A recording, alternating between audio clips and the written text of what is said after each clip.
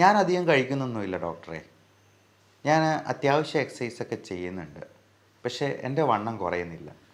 അപ്പോൾ അതെന്തായിരിക്കും കാരണം? പിന്നെ നമുക്ക് ചെയ്യാവുന്ന വേറൊരു ടിപ്പ് കൂടി ഞാൻ പറയാം. നമുക്ക് ഭക്ഷണത്തിന് മുൻപ് മരുന്ന് പോലെ കഴിക്കേണ്ട ചില സാധനങ്ങളുണ്ട്.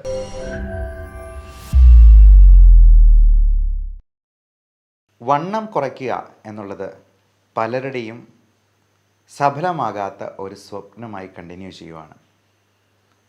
നമ്മുടെ ഒ പിയിൽ വരുന്ന പല രോഗികൾക്കും ഈ വണ്ണം കൂടുന്നതുകൊണ്ടുള്ള പ്രശ്നങ്ങൾ കാരണം നമ്മൾ വെയിറ്റ് റിഡക്ഷൻ അഡ്വൈസ് ചെയ്യുമ്പോൾ എല്ലാവരുടെയും ഒരു പല്ലവി ഇതാണ്: ഞാൻ അധികം കഴിക്കുന്നൊന്നുമില്ല ഡോക്ടറെ. ഞാൻ അത്യാവശ്യം എക്സസൈസൊക്കെ ചെയ്യുന്നുണ്ട്. പക്ഷേ എൻ്റെ വണ്ണം കുറയുന്നില്ല. അപ്പോൾ അതെന്തായിരിക്കും കാരണം? നമ്മൾ എത്ര ഡയറ്റ് ചെയ്തു എന്ന് പറഞ്ഞാലും ചിലപ്പോൾ മാസത്തിലൊരിക്കലോ ചിലപ്പോൾ രണ്ടാഴ്ചയിലൊരിക്കലോ ഒക്കെ ഒരു കല്യാണം കൂടിയെന്നാൽ ഈ ഡയറ്റിങ്ങിൻ്റെ എല്ലാം അവിടെ വെച്ച് തീരുകയും, അതേപോലെ നമ്മൾ ആഴ്ചയിലൊരിക്കലും വല്ല പുറത്തുനിന്ന് ഒരു തവണ ഫുഡ് കഴിച്ചെന്നാൽ നമ്മൾ ചീറ്റ് ഡേ എന്ന് സാധാരണ പറയുന്ന ആ ഒരൊറ്റ കഴിപ്പ് കൊണ്ട് തന്നെ നമ്മൾ ആ ഒരാഴ്ചത്തെ ഫുൾ ഡയറ്റിങ്ങിൻ്റെയും കോമ്പൻസേറ്റ് ചെയ്ത് കഴിച്ചു പോകും.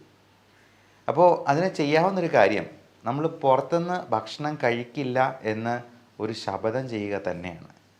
മിക്കവാറും ആളുകളുടെ വണ്ണത്തിൻ്റെ പ്രധാനപ്പെട്ട കാരണങ്ങൾ ഞാൻ എൻ്റെ അനുഭവത്തിൽ നിന്ന് മനസ്സിലാക്കിയത് ഒന്നെങ്കിൽ മധുരം, അല്ലെങ്കിൽ ബേക്കറി സാധനങ്ങൾ, കറുമുറ കടിച്ചു തിന്നാവുന്ന എണ്ണയിൽ പൊരിച്ച പലഹാരങ്ങൾ, അല്ലെങ്കിൽ മൈദ അടങ്ങിയിട്ടുള്ള ഭക്ഷണ സാധനങ്ങൾ.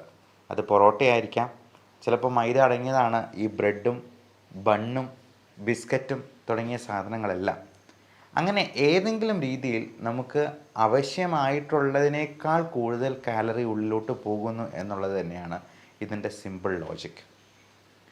അതേപോലെ ഈ ചോറ് ഭക്ഷണങ്ങൾ, അരിയാഹാരങ്ങൾ ഒക്കെ കഴിക്കുന്നവർ മിക്കവാറും അത് ഒരു പാത്രം നിറയെ ചോറെടുത്തിട്ട് അതിൻ്റെ അറ്റത്തൊരല്പം കറിയൊക്കെ ആയിട്ടായിരിക്കും കഴിക്കുക.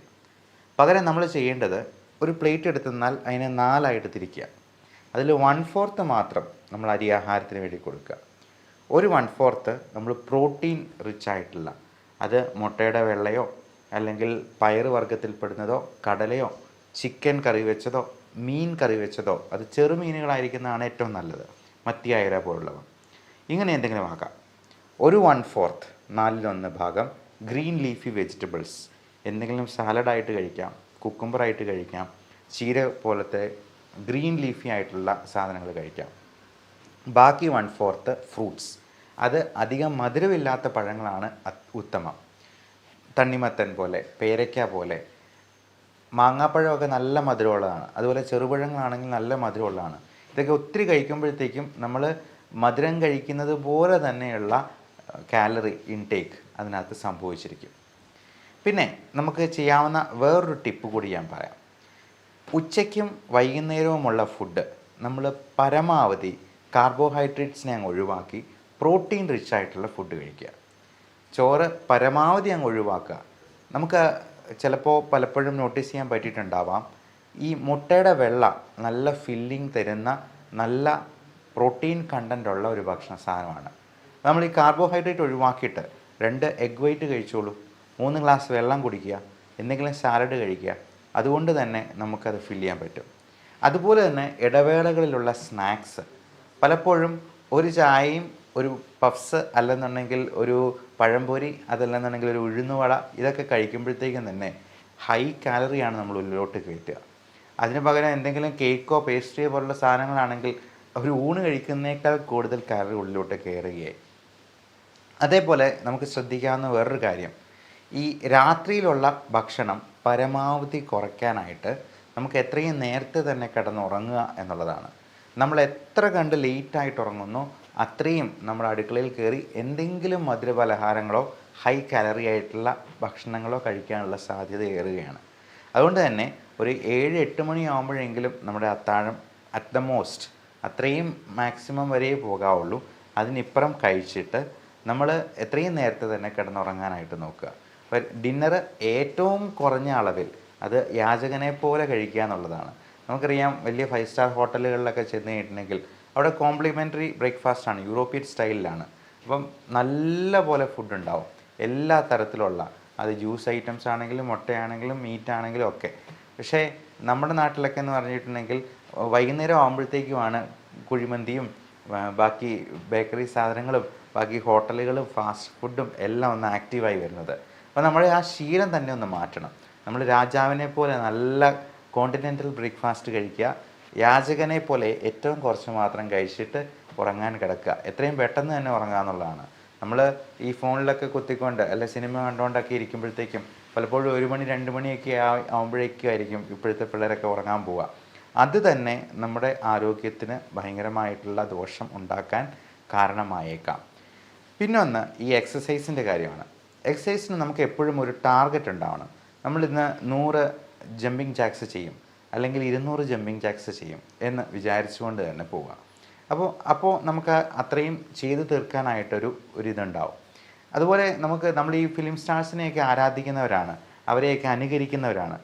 പൃഥ്വിരാജ് ആടുജീവിതത്തിന് വേണ്ടി എത്രമാത്രം വെയിറ്റ് കുറച്ചു എന്നുള്ളത് അദ്ദേഹത്തിൻ്റെ സിനിമ ഇറങ്ങുമ്പോഴേ നമുക്ക് മനസ്സിലാകത്തുള്ളൂ.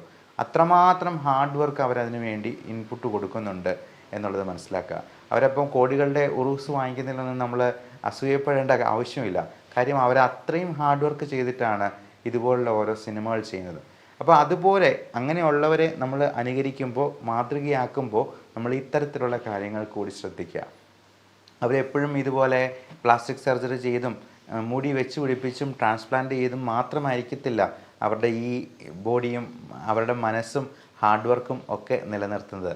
ഇത്തരത്തിലുള്ള കാര്യങ്ങളും അതിനകത്ത് ഉൾപ്പെട്ടിട്ടുണ്ട് എന്നുള്ളത് നമുക്ക് വിസ്മരിക്കാതിരിക്കാം.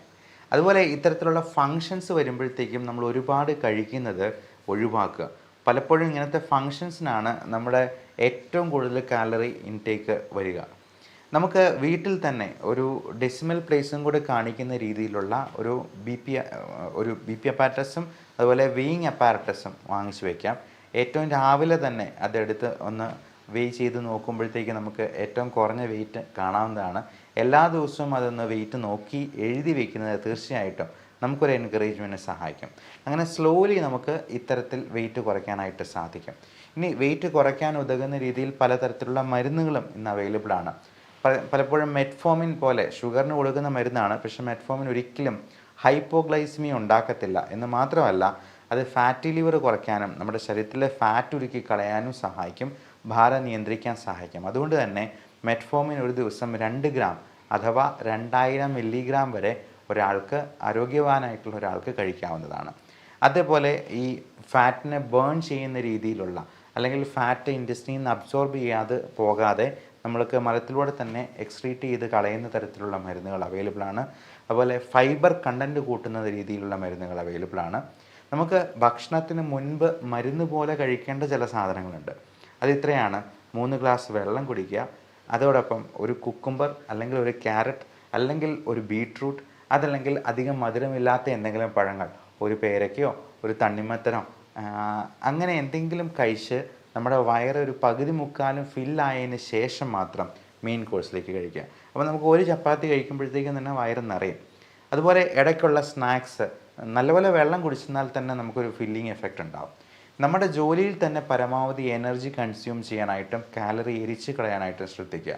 നമ്മൾ ഡോക്ടർമാരൊക്കെ ഞാൻ ഓരോ പേഷ്യൻറ്റിനെയും എണീറ്റ് നിന്ന് അവിടെ പോയി നിന്ന് നോക്കും. അതിന് 3 കാരണങ്ങളാണുള്ളത്. 1, നമുക്ക് അത്രയും സിറ്റപ്സ് കിട്ടുന്നു എന്നുള്ളത്. 2, പേഷ്യൻറ്റിനെ നന്നായിട്ട് നോക്കാൻ നമുക്ക് സാധിക്കും. എണീറ്റ് നിന്ന് നോക്കുമ്പോഴത്തേക്കും അതിൻ്റേതായ ഗുണമുണ്ടാവും. അതുപോലെ പേഷ്യൻറ്റിനും തന്നെ നന്നായിട്ട് ഡോക്ടർ നോക്കി എന്നുള്ളൊരു സംതൃപ്തി കിട്ടും. അപ്പോൾ ഈ 3 ഗുണങ്ങളും ഉണ്ട്. അതുകൊണ്ട് തന്നെ എനിക്ക് ഒരു 50 സിറ്റപ്സ് എങ്കിലും അതുകൊണ്ട് തന്നെ കിട്ടും. ഞാനൊരു ദിവസം 50 പേഷ്യൻസിനെ അപ്പോയിൻമെൻറ്റ് കൊടുക്കാറുള്ളൂ. IP ആയിട്ടുള്ള പേഷ്യൻസിന് നമ്മൾ റൗണ്ട്സിന് വേണ്ടി പോകുമ്പോൾ അത് നടന്നു കയറും, ഒരിക്കലും ലിഫ്റ്റ് ഉപയോഗിക്കത്തില്ല എന്ന് ഞങ്ങളുടെ പ്രൊഫസർ അങ്ങനെ തന്നെ ഞങ്ങളെ പഠിപ്പിച്ച് ശീലിച്ചിട്ടുണ്ടായിരുന്നു. അദ്ദേഹം ഒരിക്കലും 7 നിലയുണ്ടായിരുന്നു ഞങ്ങളുടെ മെഡിക്കൽ കോളേജിൻ്റെ വാർഡിലേക്ക് എത്താനായിട്ട്. 7 നിലയും അദ്ദേഹം നടന്നു കയറുക തന്നെ ചെയ്യും. ഞങ്ങൾക്കും വേറെ നിർവാഹമില്ല, ഞങ്ങൾ ലിഫ്റ്റ് വരാമെന്ന് പറയാൻ പറ്റുകയില്ല പ്രൊഫസറിന്. അതുകൊണ്ട് അന്ന് മുതലുള്ള ശീലമാണ്. ഇപ്പോഴും ലിഫ്റ്റ് ഉപയോഗിക്കാതിരിക്കുന്നതാണ് എനിക്കും ഏറ്റവും സന്തോഷമായിട്ടുള്ള കാര്യം. അപ്പോൾ ഇത്തരത്തിൽ എനർജി മാക്സിമം കൺസ്യൂം ചെയ്യാനായിട്ട് നോക്കാം. നമുക്ക് രാവിലെ തന്നെ ഒരു 100-200 ജമ്പിങ് ജാക്സും ഒരു 50 പുഷപ്പും ചെയ്യുമ്പോൾ തന്നെ നമുക്ക് ഒരു ജിമ്മിലും പോകാതെ തന്നെ എക്സസൈസ് ചെയ്യാനായിട്ട് പറ്റും. ജിമ്മിൽ പോയി എക്സസൈസ് ചെയ്യാൻ പറ്റുവാണെങ്കിൽ ഏറെ നല്ലത്. അപ്പോൾ ഈ എയ്റോബിക് എക്സസൈസും നമ്മുടെ ജീവിതത്തിൻ്റെ ഒരു ഭാഗമാക്കുക. നമുക്ക് അങ്ങനെ ഒരു ജീവിതം, ഒരു ലൈഫ് ഒരു ജീവിതത്തിലെ ഒരു ദിവസം തുടങ്ങുമ്പോൾ തന്നെ അതിൻ്റെ വ്യത്യാസം നമുക്ക് അറിയാനായിട്ട്, ആ എനർജി ലെവല് നമുക്ക് ആ ദിവസം മുഴുവൻ ഫീൽ ചെയ്യാനും പറ്റും. അപ്പോൾ ഇത്തരത്തിലുള്ള കാര്യങ്ങൾ പ്രത്യേകം ശ്രദ്ധിക്കാൻ നോക്കുക. ഇനി ഇതിന് ആവശ്യമായിട്ടുള്ള മരുന്നുകളോ, ഇപ്പോൾ പലപ്പോഴും ഈ പല പ്രോഡക്ട്സും ഇതിനു വേണ്ടി വണ്ണം കുറയ്ക്കാനായിട്ട് ഉപയോഗിക്കുന്ന ടെക്നിക്കും ഇതാണ്. അവർ കാർബോഹൈഡ്രേറ്റ്സ് ഒഴിവാക്കി പകരം പ്രോട്ടീൻ ഷേക്കുകളായിട്ടോ അല്ലെങ്കിൽ വൈറ്റമിൻസും ന്യൂട്രിയൻസും നിറച്ചിട്ടുള്ള പാനീയങ്ങളായിട്ടോ കുടിക്കാനായിട്ട് പറയും. അപ്പം പകരം നമുക്ക് അത്രയും പൈസ കൊടുത്ത് ആയിരങ്ങൾ ചിലവഴിക്കേണ്ടതില്ല. പകരം നമുക്ക് തന്നെ ഈ കാര്യങ്ങൾ ചെയ്യാവുന്നതേ ഉള്ളൂ. പ്രോട്ടീൻ വെച്ചിട്ട് സപ്ലിമെൻറ്റ് ചെയ്യുക, കൂടെ വൈറ്റമിൻ ടാബ്ലറ്റ്സും മൈക്രോ ന്യൂട്രിയൻസും നമ്മൾ സപ്ലിമെൻറ്റ് ചെയ്യുക. ഈ പറഞ്ഞ മാർഗ്ഗങ്ങളിലൊന്നും വെയിറ്റ് കുറയ്ക്കാനായിട്ട് നിങ്ങൾക്ക് സാധിക്കുന്നില്ലെങ്കിൽ നിങ്ങൾക്ക് ഒരു ടീമിൻ്റെ ഭാഗമാകാം.